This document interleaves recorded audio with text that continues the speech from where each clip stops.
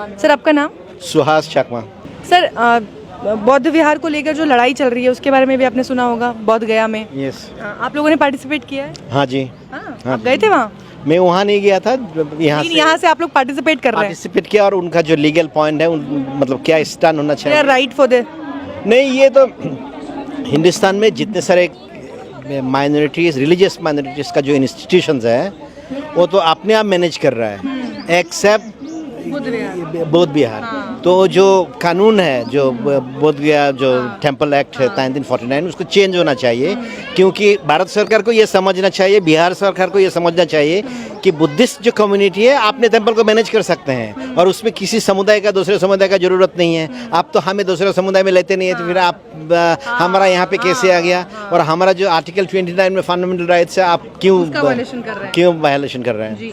जैसा बहुत लोगों से जब मैं बात करती हूँ तो वो कहते हैं कि पहले बुद्धिस्ट जो थे वो माइनॉरिटीज़ थे, लेकिन अब अगर जनगणना हो और तरीके से पता किया जाए तो वो माइनॉरिटी नहीं है।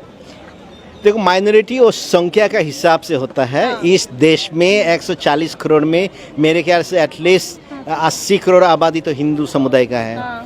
तो माइनॉरिटी और हिंदू समुदाय का जो लोग है उनका अनुपातिक हार से माना जाएगा। तो अगर आप हिंदुस्तान में देखेंगे बुद्धिस्ट कम्युनिटी कितना है, मेरे ख्याल से 1 करोड़ भी नहीं होंगे। तो 1 करोड़ लोग कहाँ, 140 करोड़ लोग हैं। तो बुद्धिस्ट तो माइनॉरिटी है। इक्वल राइट देने की बात होती है ना, कि इक्वल राइट, चाहे 1 करोड़ हो, चाहे 40 करोड़ हो, चाहे 80 करोड़ हो। नहीं, कुछ राइट्स होता है जो इक्वालिटी बेसिस पे होता है और कुछ राइट्स जो होता है वो पॉजिटिव डिस्क्रिमिनेशन से होता है। तो उस हिसाब से जो बुद्धिस्ट माइनॉरिटी है, जो बड़े समुदाय का है, उनको ये मतलब अधिकार देना पड़ता है। तो बहुत सारे जो अधिकार है सबको एक तरीके से मिलता है और कुछ सारे अधिकार है जो माइनॉरिटीज़ है और उनका अधिकार के लिए सरकार को पॉजिटिव डिस्क्रिमिनेशन करना पड़ता है। बहुत सारे लोग बौद्ध विहार की ओर भी गए क्योंकि वहाँ आह्वान किया गया था, वहाँ बुलाया गया था कि 12 लाख बौद्धिस्ट लोग वहाँ पहुँचे 12 तारीख को।